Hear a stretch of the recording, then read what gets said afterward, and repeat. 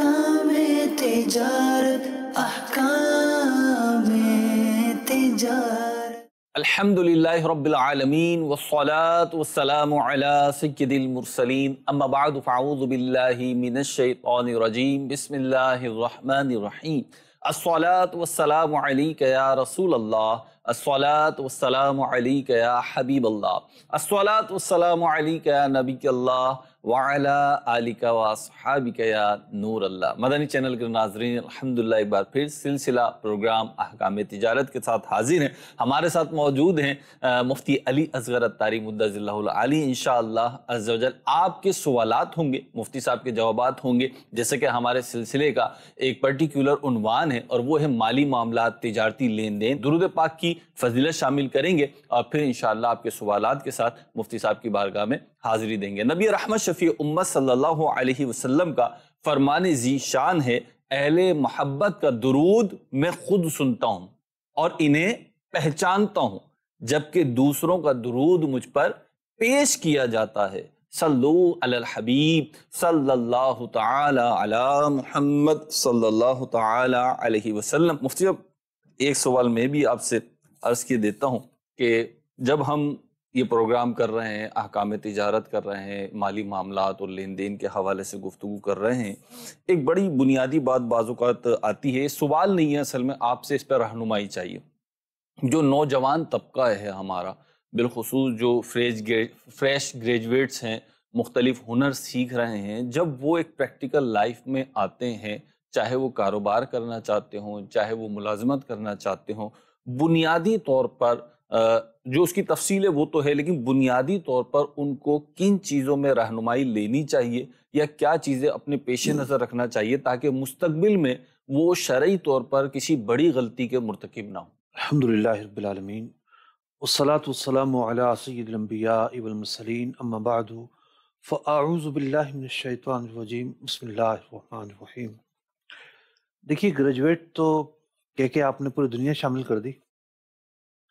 दुनिया भर के शबाजात को आम है। जी जी जी। मेडिकल में जाएगा, इंजीनियरिंग में जाएगा, वो आईटी में जाएगा, वो बिजनेस में जाएगा, कहीं भी जाए, जहाँ भी जाना है, हलाल और हराम के मसाइल साथ रहते हैं। मिसाल के तौर पर कोई मेडिकल में जाता है तो मेडिकल के भी बहुत सारे ऐसे इशू हैं कि वहाँ एहतियात करना ज़रूरी है। फील्ड में भी ऐसे इशू हैं, थ्योरीज में भी ऐसे इशू हैं। तो कहने का मतलब ये है कि बंदा जा कहाँ रहा है। मिसाल के तौर पर एक बंदा आईटी में जाता है, अब उसे सॉफ्टवेयर पर काम मिलता है, कोई ऐसा प्रोजेक्ट मिलता है, अब उसके अंदर क्या है, बुत दिखाए जा रहे हैं। क्या ऐसे सॉफ्टवेयर हमारे सामने नहीं आए कि ऐसी गेमों की तस्वीरें लोगों ने नहीं भेजी कि जिसमें जो है वो कुरान पाक पे खड़ा है कोई बंदा, काबे पे खड़ा है या काबे पे हमला कर रहा है, माज़अल्लाह। तो ऐसे चीज़ें भी मौजूद है मार्केट में। अब क्या किसी मुसलमान से मुतसव्वर हो सकता है कि वो इस प्रोजेक्ट पर काम करे? कभी मुतसव्वर नहीं होगा। तो क्या बना रहा है वो? उसकी इन्वॉल्वमेंट एक ऐसा प्रोजेक्ट है कि जिसपे पूरा सूद का निज़ाम चलेगा या सूदी खाते चलेंगे, तो ये इन्वॉल्वमेंट गलत कहलाएगी। तो फील्ड में उतरकर सही और गलत हमेशा साथ रहते हैं। ऐसा नहीं है कि बिल्कुल फरिश्ते रहते हैं चारों तरफ और गलत करने वाले होंगे ही नहीं। गलतियों की दो अक़साम हैं। कुछ अक़साम वो हैं कि जो धोखाधड़ी, फ्रॉड, ख़यानत, इन चीज़ों पर मुश्तमिल है। हर एक शख्स को मालूम है कि ये गलत बातें हैं। और कुछ चीज़ें वो हैं कि जो हमारी शरीयत मुताहरा ने उसको नाजायज़ करार दिया है। बज़ाहिर उर्फ़ आम में वो धोखाधड़ी नहीं समझा जाता। मिसाल के तौर पर कब्ज़े से पहले माल बेचना धोखाधड़ी तो नहीं समझा जाता, लेकिन चूँकि अहादीस मुबारका में नहीं वारिद है, मना किया गया है, उसकी वजह से इन चीज़ों से बचा जाएगा। जुम्मे की अज़ान जो है, इसके बाद जो खरीद फरोख्त की जाती है, ये जायज़ नहीं है। अब तमाम तर तकाज़ों के मुताबिक खरीद फरोख्त की गई, कोई उसमें गलती नहीं थी, तब भी ये नाजायज़ है, क्योंकि इस मौके पर खरीद फरोख्त करने से मना किया गया है। तो कुछ चीज़ें होती हैं, उसका ताल्लुक फील्ड से नहीं होता। क्या आप बोलें कि मैं इस फील्ड में जाऊंगा तो मुझे सही और गलत का पता हो? कुछ जनरल बातें होती हैं, बुनियादी और बेसिक बातें होती हैं। तो हर मुसलमान को دین اسلام کی تعلیمات میں سے بنیادی باتیں پتہ ہونا چاہیے۔ سب سے پہلا مرحلہ آتا ہے عقائد و عقائد کا۔ عقائد میں بھی سب سے پہلے جو چیز ہے وہ ہے ضروریات دین۔ ضروریات دین کیا چیزیں ہیں؟ امیر اہل سنت کی بہت عظیم کتاب ہے کفریہ کلمات کے بارے میں سوال و جواب۔ ضروریات دین کا علم سیکھنا ہے، اس کتاب کا مطالعہ کیجیے۔ ضروریات دین کے بعد جو مرحلہ ہے وہ مرحلہ ہے اعمال کا۔ اعمال میں جو فرائض ہیں، جو واجبات ہیں، اس کی ادائیگی ہے۔ پھر بندہ اخلاقیات کا معاملہ ہے، قلبی احوال کا معاملہ ہے۔ تو یوں 3-4 جو چیزیں ہیں یہ ملا کر بنیادی تعلیمات بنتی ہیں۔ تو بنیادی تعلیمات سے انسان کی ذہن سازی ہوتی ہے، اور ذہن سازی ہو جائے تو بندہ جہاں بھی ہے وہ ثابت قدم رہتا ہے۔ ذہن سازی نہ ہو، بندہ ہر جگہ کمپرومائز کرنے کے لیے تیار ہو، تو پھر جو ہے وہ کوتاہی کا جو دروازہ ہے وہ کبھی بند نہیں ہوتا، انسان غلطیاں کرتا رہتا ہے۔ مفتی صاحب، دوسرا سوال میں یہ کرنا چاہوں گا، ایک بڑا ہی ایک اہم پہلو ہے میری نظر میں یہ کہ جو وہ افراد کے جن کے پاس اللہ تعالیٰ نے وسعت دی ہے اور کثیر مال ہے، اگرچہ کم بھی ہو تو سوال تو یہ بنتا ہے، اور ان کی اولاد بھی ہے، لڑکے بھی ہیں، لڑکیاں بھی ہیں، شادی شدہ بھی ہیں، ان کے حوالے سے جو بھی یہ مال و دولت ہے ان کے انتقال کے بعد وراثت کی صورت بنے گی، تو ان کا اس معاملے میں طرز عمل کیا ہونا چاہیے؟ کیونکہ اس چیز کو دیکھ کر اگرچہ ہم تو مالی معاملات کو ڈسکس کرتے ہیں، لیکن وراثت کی تقسیم کرنا نہ کرنا، کس طریقے سے ہونا، اس کو لے کر آپ کو اس کا زیادہ تجربہ ہوگا کہ پورے خاندان ٹوٹ پھوٹ کا شکار ہو جاتے ہیں۔ تو اس معاملے میں اس گھر کے سربراہ کو یا جائیداد کے مالک کا بیہیویئر کیا ہونا چاہیے، اور جو لواحقین ہیں یا جو وارثین بننا ہے جنہوں نے، ان کا کردار کیا ہونا چاہیے؟ دیکھیے، وارثین بننے والی بات تو بعد میں آتی ہے۔ جو بھی اس کے زیر کفالت لوگ ہیں، جی ہم ان کی ذمہ داریوں کا بھی تعین کرتے ہیں نا، کہ ایک شخص نے پیسہ جوڑ کر ایک جہان بنایا ہے، اور اولاد بعض اوقات ایسی نافرمان قسم کی آ جاتی ہے کہ بس اس کی نظر صرف اور صرف باپ کے مال پر ہوتی ہے۔ اس کو واہیات کے لیے، خرافات کے لیے، اڑانے کے لیے پیسے چاہیے۔ اچھا چلو ٹھیک ہے، واہیات میں نہیں لگانے، اس کو تجربات کرنے کے لیے پیسے چاہیے۔ باپ کا تجربہ ہے، اس نے زندگی جو ہے نا گزاری ہے، وہ اولاد بضد ہوتی ہے، مجھے یہ کام کرنا ہے۔ اس پر بھی پھر موسم آ رہے ہوتے ہیں، آج اس کام کا شوق اٹھا، کل اس کا اٹھا، پرسوں اس کا اٹھا، پتہ چلا پیسہ برباد ہو رہا ہے۔ نہ تجربے کی وجہ سے، تجربہ نہ ہونے کی وجہ سے جو نقصان ہے وہ بڑھتا چلا گیا۔ تو اولڈ از گولڈ، تجربات ہوتے ہیں، بڑوں کے ساتھ مشورہ کرنا، ان کی رائے پہ عمل کرنا، یہ ایک بڑی اہم چیز ہے۔ اگر آپ کچھ کرنا چاہتے ہیں، آپ کو بڑا شوق ہے کرنے کا، تو اپنے وسائل پیدا کریں اور پھر اس پر آگے چلیں۔ تو ایک وجہ فساد کی یہ ہوتی ہے کہ باپ پیسے نہیں دے رہا، مجھے پیسے چاہیے، مجھے پیسے چاہیے، پھر برا بھلا کہیں گے، اختلافات بڑھیں گے۔ بھائی جب باپ کا مال ہے تو وہ دے یا نہ دے اس کی مرضی ہے، تو ایسی کیفیت آنی نہیں چاہیے۔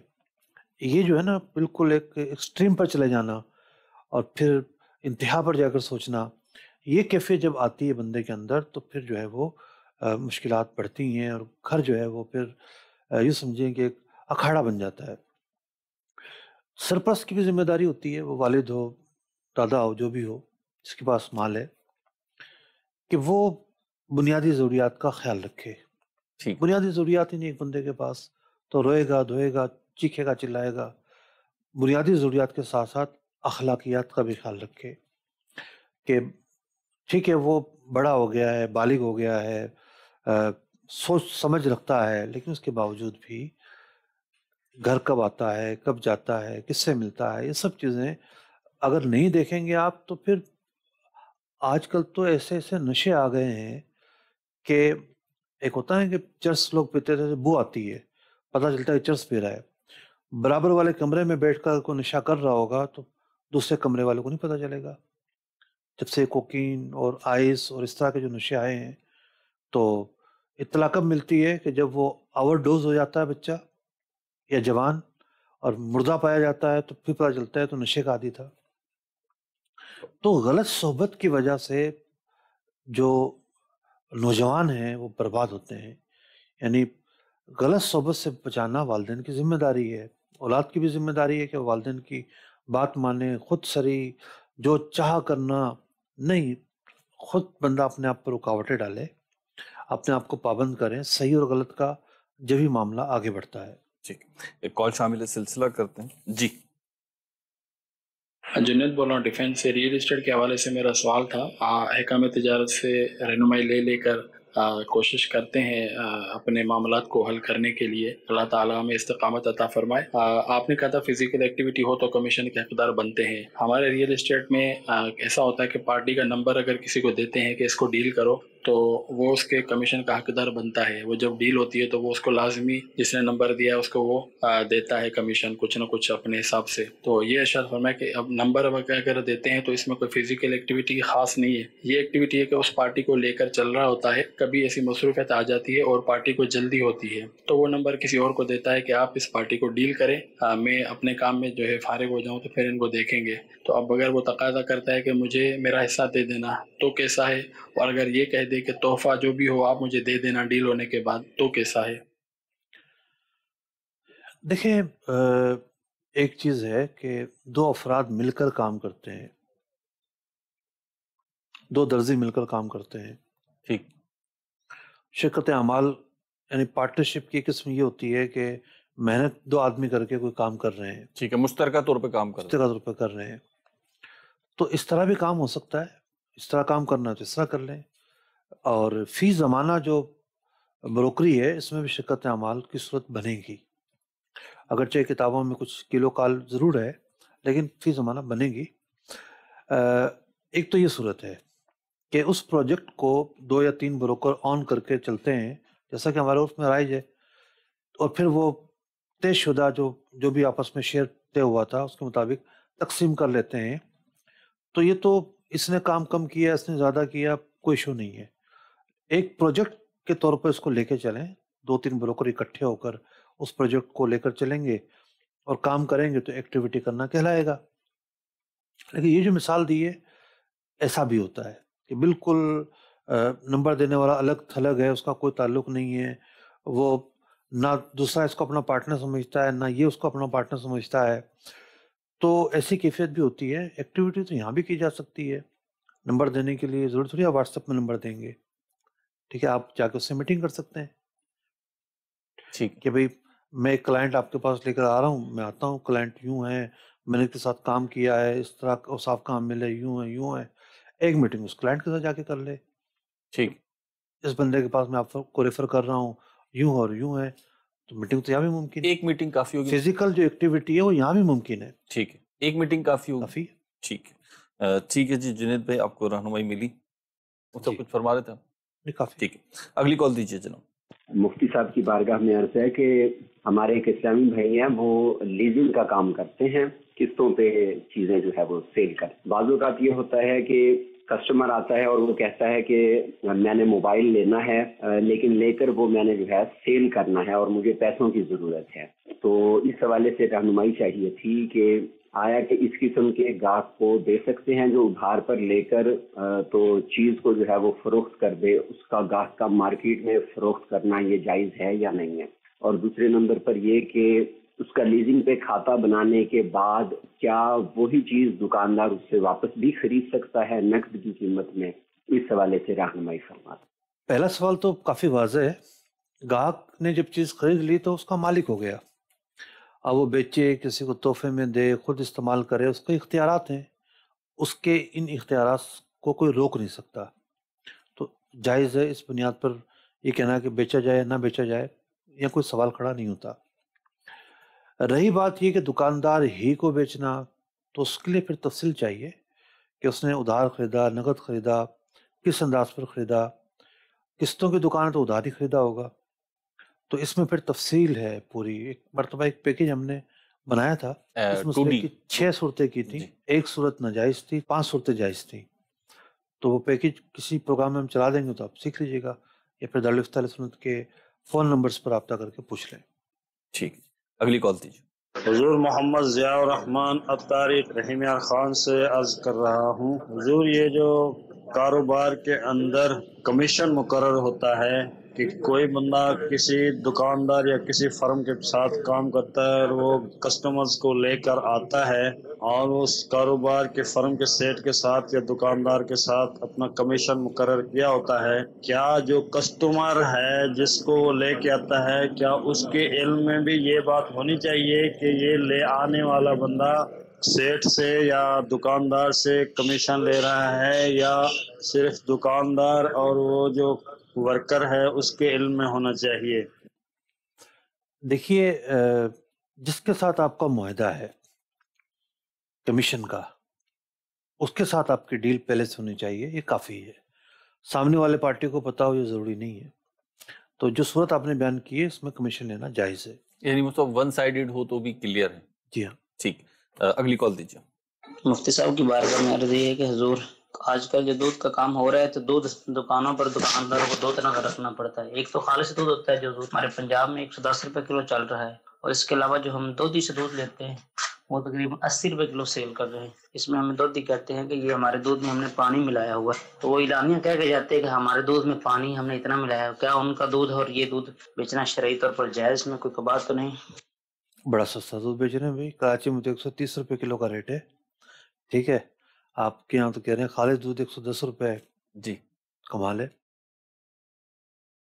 دیکھیے میں نے تو اسے دکانیں نہیں دیکھی، خیر میں نے کون سا پورا جہان دیکھا ہے کہ جہاں 2 قسم کا دودھ رکھا ہو دودھ بیچنے والے نے، دیکھی آپ نے اسے دکانیں؟ نہیں، وہ سب میں نے بھی نہیں دیکھی۔ ہو سکتا ہے پنجاب میں ایسا ہو، پاسبل ہے، یہ چھوٹے شہروں میں ایسا ہوتا ہو۔ بعض اوقات یہاں کراچی میں یوں تو دیکھا ہے ہم نے کہ بعض مواقع ہوتے ہیں موسمی کہ اس میں وہ فل کریم اور ہاف کریم کر کے جو ہے نا وہ سستا بیچ رہے ہوتے ہیں، وہ الگ ہوتا ہے، وہ تو دیکھا۔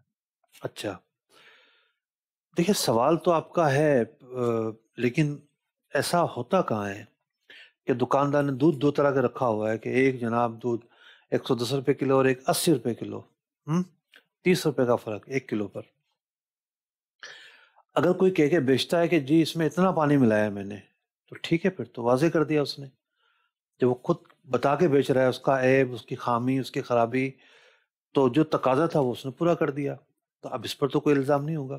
اسے اگر بتاتا نہیں ہے، ایک بات ہے، یعنی انہوں نے جو بات کی جیسے آپ نے فرمایا، میں نے بھی ایسے کوئی دکان دیکھی نہیں ہے، لیکن ایک تصور میں اگر ہم جائیں کہ جی ایک ہی شاپ ہے، ملک شاپ ہے، وہاں پہ 2 ڈرم رکھے ہوئے ہیں، ایک جو ہے ایک کی جو قیمت ہے وہ پر لیٹر 110 روپے بن رہی ہے، اور ایک کی قیمت کہہ رہے ہیں 80 روپے ہے، تو اتنا تو کسٹمر کو بھی پتا ہوگا نا جی 30 روپے کا فرق ہے، تو ظاہر سی بات ہے کس چیز کا فرق ہوگا، کوالٹی کا فرق ہوگا۔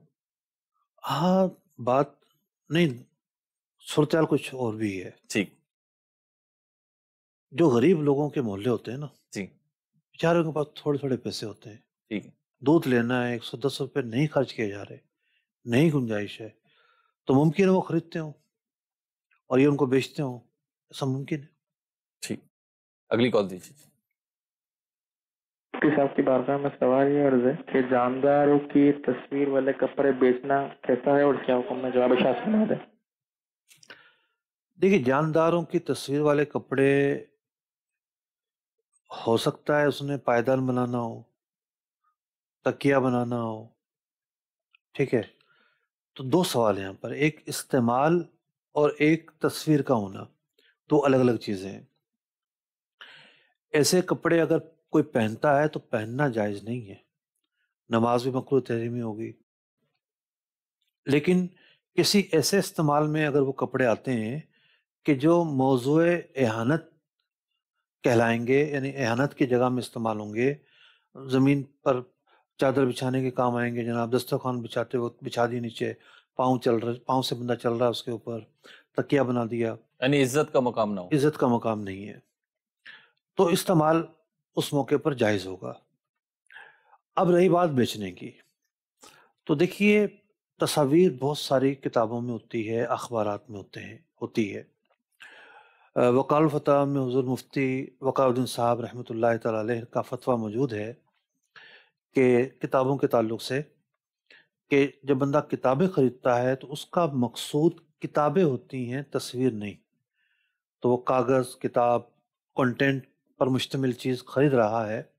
تصویر ایک ضمنی چیز ہے، اخبارات کا بھی یہ معاملہ ہے کہ تصویر وہاں ضمنی چیز ہوتی ہے، سوائے اس کے کہ کوئی ایک بار سنتے تھے پرانے زمانے میں، آج کل تو نہیں پتہ کیا صورتحال ہے کہ فلمی میگزین الگ سے آیا کرتے تھے.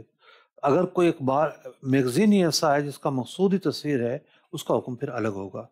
عام اخبار خبروں کے لیے ہوتے ہیں، تصویر ضمنی ہوتی ہیں، تو ان کو خریدا اور بیچا جا سکتا ہے. تو جس کپڑے کی آپ بات کر رہے ہیں وہاں اگر مقصود کپڑا ہی ہے تو اس کپڑے کی خرید و فروخت بھی جائز کہلائے گی، ناجائز اسے نہیں کہیں گے. مفتی صاحب ایک اور اسی سے ریلیٹڈ سوال کرنا چاہوں گا کہ آج کل جو ہے وہ مختلف کپڑوں میں یعنی وہ کٹ پیس میں بھی، یعنی وہ رو میٹیریل جو ہے کپڑوں کا اس کے اندر بھی، اور سلے سلائے ریڈی میڈ جو سوٹس ہیں چاہے جینٹس ہوں چاہے لیڈیز ہوں اس میں بھی اس طریقے کے پرنٹ آ رہے ہیں.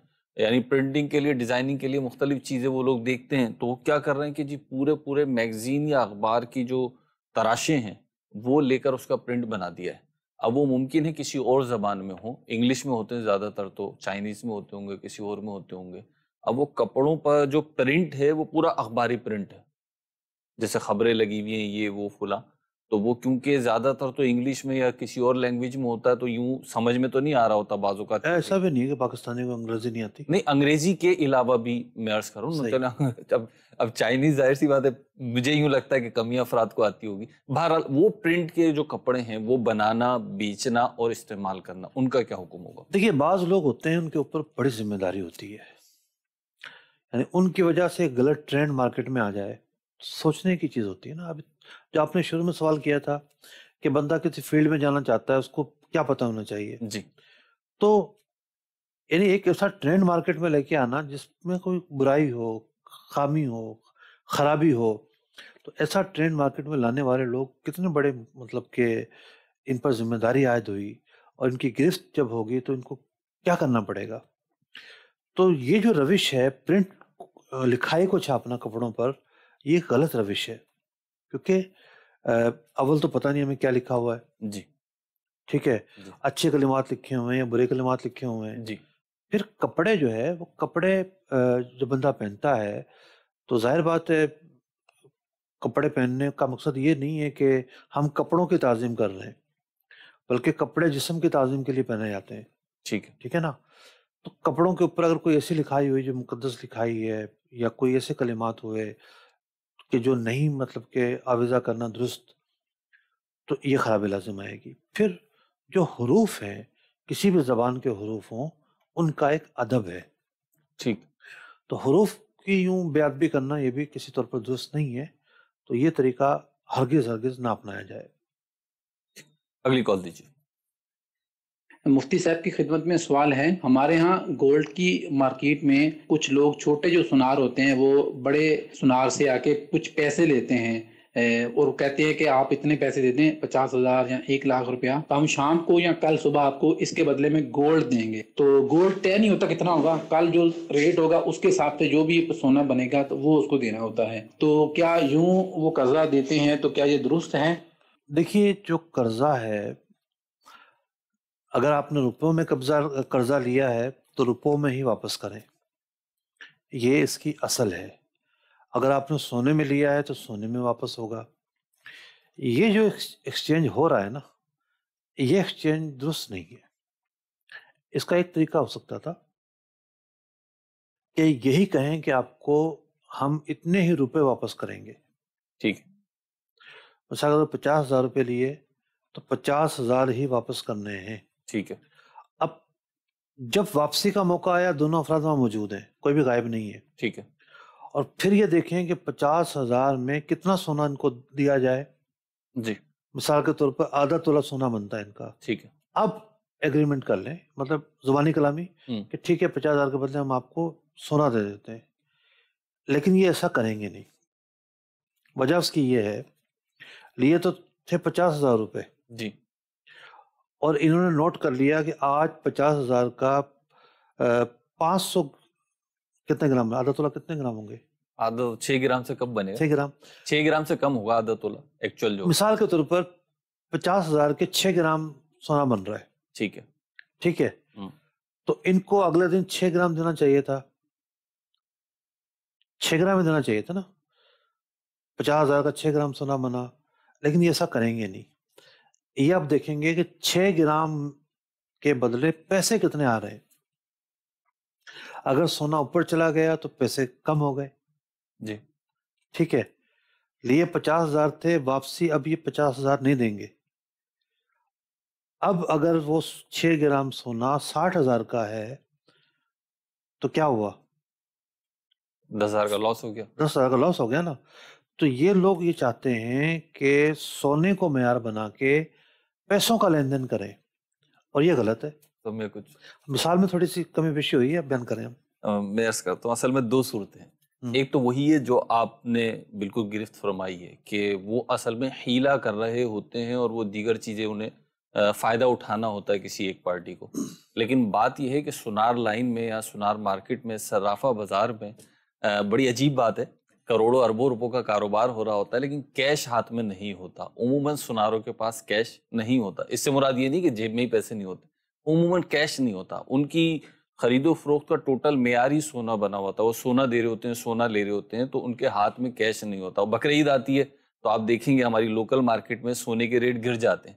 اس کی وجہ یہ ہوتی ہے کہ سونار جو ہیں, ظاہر سی بات انہیں بھی قربانی کرنی ہے. اب جانور خریدیں گے وہ تو بہت کثرت کے ساتھ سونا بکتا ہے. جب سونا بکتا ہے انہیں پتہ ہے خریدنے والوں کو کہ جی یہ بکنے کا دور شروع ہو رہا ہے, تو تھوڑا سا ریٹ انٹرنیشنل مارکیٹ کے مقابلے پر لوکل مارکیٹ میں کم ہو جاتا ہے. عموماً ہوتا ہے, یہ سالوں کی پریکٹس ہے بقرعید پہ. اسی طرح رمضان میں تھوڑا ریٹ کم ہو جائے گا کیونکہ اب بیچیں گے لوگ. تو وہاں پہ تو ہے ہی لوگوں کے ہاتھ میں سونا. تو بعض اوقات جب کسی سے قرضہ لینا ہوتا ہے یا ہاتھ چلانے کے لیے پیسے چاہیے ہوتے ہیں اور سونا بھی ہاتھ میں نہیں ہے, آنا ہے کل, تو وہ لے لیتے ہیں اور پھر کل جو ہے نا وہ دے دیتے ہیں. 50,000 کو بنیاد بنا کر سونا دیں گے؟ نہیں, 50,000 لیں گے. 50,000 کو بنیاد بنا کر سونا دیں گے یا سونے کو بنیاد بنا کر پیسے واپس کریں گے؟ نہیں, 50,000 کو بنیاد بنا کے سونا دیں گے. اگر ایسا ہے تو جو ہیلا میں نے بیان کیا اس پر عمل کر لیں پھر. ٹھیک, اگلی کال دیجیے. احمد رضا ساوانی عرض کر رہا ہوں. مفتی صاحب کی بارگاہ میں سوال یہ ہے کہ ہم نے شراکت داری میں 50% پارٹنرشپ پہ ایک پلاٹ لیا 1 کروڑ روپے کا. اب اس کی مالیت ہو گئی ہے 1.5 کروڑ روپے. ایک پارٹنر چاہتا ہے کہ میں بیچ دوں لیکن دوسرا چاہتا ہے کہ میں نہ بیچوں. اب بیچنے کی صورت کیا ہوگی, اور اگر دوسرا پارٹنر اس کو خرید لے تو اس کی صورت کیا ہوگی؟ برائے کرم جواب ارشاد فرما دیں. دیکھیے, خریداری میں جو موجودہ مالیت ہے اس سے خریدیں گے. ایسا تو نہیں ہو سکتا کہ دوسرا پارٹنر نے جتنے پیسے ملائے تھے آپ اتنے دے کے ان کو فارغ کر دیں. جو موجودہ مالیت ہے یا جس پر آپ کا دونوں کا اتفاق ہوتا ہے اس قیمت پر آپ خریدیں گے. وہ تقاضا کر سکتا ہے کہ جی موجودہ مالیت کے مطابق مجھے بیچنا ہے میرا حصہ, تو ٹھیک ہے وہ اپنا شیئر بیچے گا. جب وہ اپنا شیئر بیچے گا تو آپ نے کہا کہ 1.5 کروڑ کا ہو چکا ہے تو 75 پہ لے کر وہ فارغ ہو جائے گا. ٹھیک, اگلی کال دیجیے. مفتی صاحب سے سوال یہ ہے کہ میں نے ایک شاپر خریدی تقریباً 30 کلو, اور وہ شاپر خریدنے کا مقصد یہ تھا کہ اس میں مضبوط بھی اور وہ شائننگ ہوتی ہے اس میں, لیکن جو دکاندار تھا اس نے مجھے غلط شاپر دے دی, یعنی اس میں شائننگ نہیں ہے. تو کیا اب میں اس وجہ سے اس پہ ریٹ کم کروا سکتا ہوں کہ بھئی یہ اس میں یہ شائننگ نہیں ہے اور اس پہ ریٹ کم کرو, کیونکہ وہ شاپر مجھے پسند نہیں ہے. مجھے کیا حکم ہوگا اس میں؟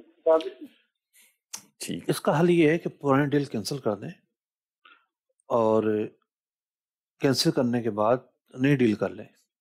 یہ اس کا حل ہے, کیونکہ کچھ شاپرز استعمال بھی کر چکے ہوں گے, یہ ایشو بھی آئے گا. جی, اگلی کال دیجیے. میں نے نا بچوں والی گیمیں رکھی ہوئی ہیں, وہ پوچھنا ہے کہ وہ اس کا جو آمدن وہ ہے جو صحیح ہے یا نہیں ہے. بچوں والی گیموں کی ویڈیو گیم ہے میرے پاس. یا اللہ, وہ شاید مشین جو لگاتے ہیں وہ مراد ہے ان کی. جی, دیکھیے, اگر تو آپ نے کوئی جھولا شولا لگایا ہوا ہے, بچہ کے جھول کے چلے جاتے ہیں, تو اس کا معاملہ ہو رہا ہے. یہ تو ایک فزیکل ایکٹیویٹی ہے. گیموں کے اندر میوزک ہوتا ہے اصل میں, تو اب میوزک والے گیم تو کس طرح اجازت مل سکتی ہے اس کی, تو جائز نہیں ہوگا. اگلی کال دیجیے. سوال یہ تھا کہ کاروبار کے لیے کسی کو پیسے دیے جائیں اور وہ اس کو یہ کہا جائے کہ ہم کو جو بھی پروفٹ اپنی خوشی سے ہو وہ دے دیجیے, اور نہ بھی دیں تو کوئی بات نہیں, تو ایسا کرنا کیسا ہے؟ بڑے فیاضی ہے وہی انویسٹر کی. ایسا کرنا ناجائز ہے. جب آپ شرکت پہ پیسے دے رہے ہیں تو متعین کرنا ضروری ہے کہ بھئی ہمارا دونوں کا یہ ریشو ہوگا, اس تناسب سے نفع تقسیم ہوگا. اور اگر آپ کی مراد یہ ہے کہ بھئی नफ़ा ना हो तो ना दीजिएगा, तो ठीक है। आपने पार्टनरशिप की, मिसाल के तौर पर 50-50% पर की, नफ़ा होगा तो मिलेगा, जब नफ़ा नहीं हुआ तो ठीक है, नहीं मिलेगा। लेकिन रेशो मुकर्रर होना चाहिए, किस तनासब से दोनों फरीक नफ़ा लेंगे। ठीक, अगली कॉल दीजिए। मुफ्ती साहब से मेरा सवाल ये है, किसी ने 60,000 रुपए की मोटरसाइकिल लेकर दी नगद, 1 साल के बाद वो कह रहा मैं इस मोटरसाइकिल के पैसे जो वापस लूँगा तो 90,000 रुपया लूँगा, 30,000 ऊपर लूँगा, इस तरह ऊपर पैसे लेना जायज़ है? रहनुमाई फरमा दीजिए। सवाल पूछने में ऐसा लगता है कि आप अल्फाज बना नहीं पाए। आप शायद ये पूछना चाहते हैं कि एक मोटरसाइकिल नकद में 60,000 रुपये की मिलती है, साल की उधार पर 90,000 की मिलती है, तो ऐसे डील करना जायज़ है कि कोई शख्स साल की उधार पर उसी मोटरसाइकिल को किसी पार्टी को 90,000 की अगर बेचता है तो ये जायज़ है, कोई हर्ज नहीं है। और मुफ्ती साहब, इसमें जो सूरत आपने बयान फरमाई, अगर दुकानदार से नकद लेकर यानी सेकंड पार्टी आ जाए बीच के अंदर और वो बोले ठीक है आपको ज़रूरत है मोटरसाइकिल की, कैश रकम नहीं है, दुकानदार को कैश पे उठानी है, तो मैं कैश दुकानदार से ले लेता हूँ, 60 की मैं ले लेता हूँ और आपको 90 की दे देता हूँ, तो इसकी गुंजाइश होगी? तो जो पार्टी बीच में आई है वो ले 60 की, ठीक है, कब्जा करे अपना, ठीक है, फिर उसको बेचते, ठीक है, तो ये सूरत जायज़ है। जिस तरीके से एक फैक्ट्री से या एक इम्पोर्टर से एक होलसेलर खरीदता है जी, होलसेलर रिटेलर को बेचता है जी, रिटेलर गाहक को बेचता है, सही, सब जगह प्रॉफिट। ठीक, अगली कॉल दीजिए। मेरा नाम साकिब रज़ाक है और मैं चकवाल से हूँ, और मैं मुफ्ती साहब से ये अर्ज करना चाहता हूँ कि क्या गैर मुस्लिम के साथ भी तिजारत करना जायज है? फॉर एग्जाम्पल एक बंदा वैसे भी फिजिकल भी और वैसे फिर ऑनलाइन भी काम करता है, फॉर एग्जाम्पल कोई मुझे ऑर्डर देता है कि आप मुझे ये काम करके दें, तो वो भी उनके साथ तिजारत तो है, तो क्या ये जायज है या नहीं? जज़ाकल्लाह। जी, चकवाल से बात कर रहे हैं जी। गैर मुस्लिम दो तरह के होते हैं, एक तो वो हैं जो हमें पता है कि जी गैर मुस्लिम हैं, नसारा हैं, यहूद हैं या हनूद हैं, तो उनके साथ कारोबार करना जायज़ है। दूसरे वो हैं जो मुर्तद हैं, यानी इस्लाम लाए फिर गए, इनका मामला अलग है, फुकाहा ने इनका मामला, इनके हकाम अलग बयान किए हैं। तो जो सिर्फ गैर मुस्लिम है उसके साथ कारोबार और तिजारत हो सकता है, जायज़ है। ठीक, मुफ्ती अभी मैंने पीछे एक सवाल आपसे अर्ज किया था विरासत वाला, तो एक पहलू वो था, एक पहलू और भी है इसमें, यानी इसमें वालिदैन या सरपरस्त है घर के। दूसरा पहलू ये कि बाज़ औक़ात नाबालिग बच्चों के मिल्क में कुछ चीज़ें होती हैं, अगर वालिदैन ज़रूरत के वक्त या बड़े ज़रूरत के वक्त वो चीज़ इस्तेमाल कर लें और बाद में वो रख दें, मिसाल के तौर पे मैं अर्ज़ करता हूँ कि बच्चे की मिल्क में 1 लाख रुपए थे, वो रखे हुए थे कैश घर पर, अब वालिद को वालिदा को ज़रूरत पड़ी और ये इस्तेमाल कर लिए, उन नियत ये बाद में रख देंगे, चाहे वो कैश हो चाहे कोई और प्रोडक्ट हो, तो ऐसा करना दुरुस्त है या नहीं? देखिए, पैसों का या दूसरी चीज़ सोना हो गया जी, ज़रूरत के वक्त वालिदैन नाबालिग बच्चों की जो रकम है वो उधार ले सकते हैं, कर्जा ले सकते हैं, ठीक है, ये तो जायज़ है। और चीज़ की अगर आपने बात की है तो चीज़ तो फिर देखा जाएगा क्या चीज़ थी। ठीक, जो चीज़ होगी उसके एतबार से जो है वो बात किएगी। मुफ्ती ये जैसे अभी सवाल आया था हमारा और इन्होंने कहा कि जी हम इन्वेस्टमेंट कर रहे हैं और हमने उनसे कहा है कि जी जो भी मुनाफा हो दे देना या ना भी हो तो ठीक है। इन्वेस्टमेंट की मुख्तलिफ लोग सूरत इख्तियार करते हैं और फ़ी ज़माना इसमें इजाफा होता चला जा रहा है। बाज़ औक़ात लोग इन्वेस्टमेंट करना चाहते हैं, अपनी जॉब कर रहे होते हैं नॉर्मल, अपना नॉर्मल बिजनेस उनका चल रहा होता है, लेकिन उनकी कुछ बचत होती है, कुछ सेविंग्स होती हैं, वो चाहते हैं जो हमारी सेविंग्स रखी हुई हैं ये तो जामिद पड़ी हुई हैं, इससे भी कुछ हम कमा लें, कहीं पे इन्वेस्ट कर दें, कुछ कर दें और सूद भी ना हो, तो उसके लिए बुनियादी तकाजा क्या है? बुनियादी तकाजा तो ये है कि पता हो कि इन्वेस्टमेंट कैसे होती है, क्या तकाजे होते हैं, क्या करना चाहिए क्या नहीं।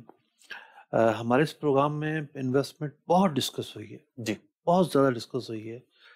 इस प्रोग्राम को देखते रहें जो नाज़रीन, तो बहुत सारे मसाइल को समझते होंगे। इसके अलावा तिजारत कोर्स हुआ था तो उसमें भी शिरकत के, इन्वेस्टमेंट के मसाइल पर लेक्चर मौजूद थे, तो उन लेक्चर्स के ज़रिए भी जो है वो सीखा जा सकता है। वो लेक्चर बड़ी बुनियादी बातों पर मुश्तमिल हैं, देखने चाहिए। मुफ्ती एक सवाल है कि महर की रकम जो है وہ شوہر بیوی کو ادا کرے، یہ لازم ہے یا نہیں ہے؟ اور مہر کی رقم اگر بیوی کو دے دی ہے تو کیا شوہر واپس لے سکتا ہے یا معاف کرا سکتا ہے؟ دیکھیے، مہر ڈپینڈ یہ کرتا ہے کہ کس کنڈیشن میں رکھا گیا ہے. ٹھیک ہے. یعنی ایک مہر ہوتا ہے معجل عین سے. ٹھیک ہے، میم عین جیم لام. جی، عین سے ہوتا ہے معجل. ٹھیک ہے. کہ فوری دینا ہے، تو وہ تو عورت کو پہلی رات کو دینا ہوتا ہے. ٹھیک ہے. تو بعض لوگ پورا مہر ہی معجل رکھ لیتے ہیں، فوری والا. ٹھیک ہے. پہلی رات ہی دینا ہے. ٹھیک ہے. شوہر یہ الگ بات ہے کہ کچھ وقت مانگ لے کے بعد میں دے دوں گا. ٹھیک ہے. بیوی کہتی ہے ٹھیک ہے، تو رضامندی سے تاخیر ہو سکتی ہے. ٹھیک. دوسرا ہمارے ہاں جو مہر ہوتا ہے وہ ہوتا ہے میعادی، اسے مؤجل کہتے ہیں حمزہ کے ساتھ. اجل. ٹھیک. اگر اجل آئی ہے جی. وہ ایک مدت کو کہتے ہیں اجل. تو بات یہ ہے کہ جو میعادی مہر ہے ہمارے عرف کے اندر وہ موقد ہوتا ہے جا کر طلاق کے وقت یا انتقال کے وقت. اس سے پہلے ایک ایسا قرضہ ہے جس کا مطالبہ نہیں ہے. ٹھیک. بیوی کا قرضہ ہے شوہر پر، لیکن ایسا قرضہ جس کا مطالبہ نہیں ہے. ٹھیک. تو اس میں تو شوہر جتنی تاخیر کرے تو کوئی گناہ نہیں ہے. صحیح. لیکن انتقال ہو جاتا ہے تو اس کے ترکے میں یہ قرضہ شمار ہوگا. ٹھیک ہے. اور وراثت کے جو مسائل ہوتے ہیں کہ پہلے جناب ترکہ تقسیم کرتے وقت تجویز و تکفین کے بعد قرضہ نکالا جائے گا، اور پھر جو ہے وہ جو مسائل اس کے ہیں تو قرضے میں شمار ہوگا. اچھا، اسی طریقے سے طلاق دے دیتا ہے تو اب وہ مہر سے دینا پڑے گا. اب وہ موقع آ گیا کہ اب تاخیر کی گنجائش نہیں ہے. ٹھیک. تو ایک تو یہ تھا کہ مہر کس طرح کا ہے. صحیح. دوسرا جو آپ کا تھا کہ معاف کرنا، تو مہر اگر رقم وغیرہ میں ہے تو معاف کیا جا سکتا ہے. بیوی اگر معاف کرتی ہے تو کوئی ایشو نہیں ہے. لیکن اگر وہ کسی اور شیپ میں ہے، زمین وغیرہ جیسے، جی، تو وہ پھر معاف کرنے سے معاف نہیں ہوتا. تو پھر یہ ہے کہ بیچ دے، قیمت معاف کر دے، اس طرح کا کوئی طریقہ اپنانا پڑے گا. ٹھیک. ہمارے پروگرام کا وقت بھی اختتام کو پہنچا. مدنی چینل دیکھتے رہیے. صلو علی الحبیب صلی اللہ تعالی علی محمد صلی اللہ تعالی علیہ وسلم. احکام تجارت، احکام تجارت.